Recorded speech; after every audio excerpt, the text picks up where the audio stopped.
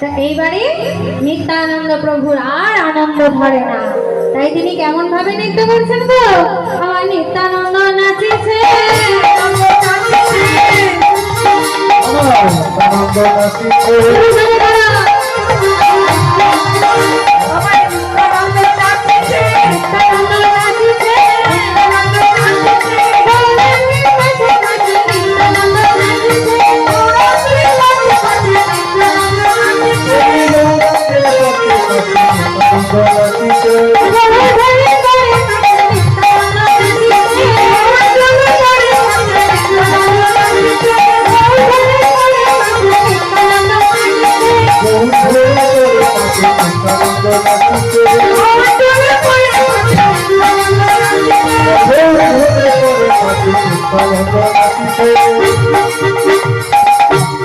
আর কে নৃত্য করছে?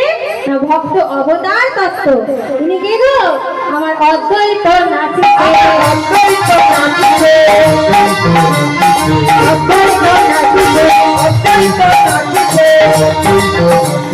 পেয়েছি পেয়েছি বলে অদ্বৈত নাচিছে, পেয়েছি পেয়েছি বলে অদ্বৈত নাচিছে, পেয়েছি পেয়েছি বলে অদ্বৈত নাচিছে, পেয়েছি পেয়েছি বলে অদ্বৈত নাচিছে, বলে অদ্বৈত নাচিছে, বলে অদ্বৈত নাচিছে, বলে অদ্বৈত নাচিছে, বলে অদ্বৈত নাচিছে।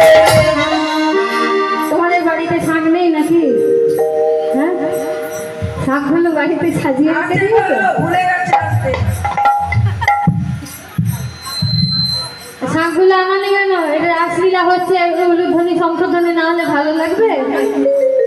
বলো বাবা, এরা মনে হচ্ছে উলু দিতে জানে না, তাই তো? তোমাদের এই অবস্থা হয়েছে তো? উলু দাও তো নাকি?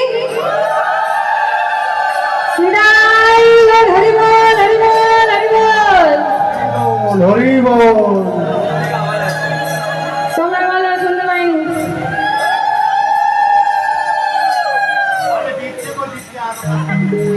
আস্তে আস্তে দিচ্ছ, এমন উলুধ্বনি করছে আমরা শুনতে পাচ্ছি না।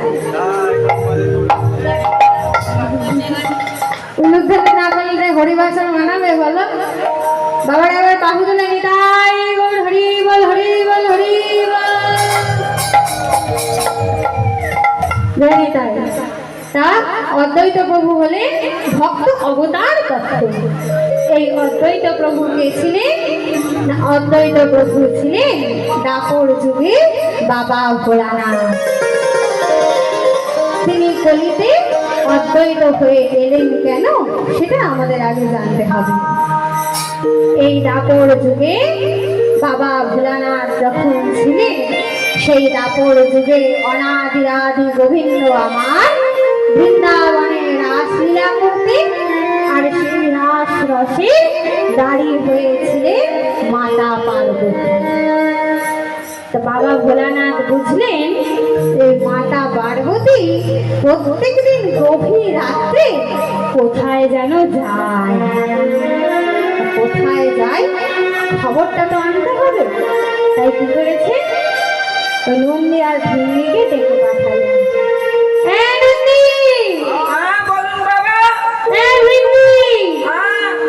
শোন শোন শোন, তো তোদের একটা খবর আনতে হবে।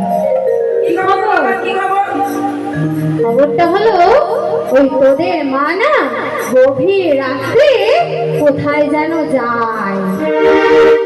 সে কি গো বাবা, আমাদের মা আবার কোথায় যাবে? হ্যাঁ, কোথায় যেন যায়।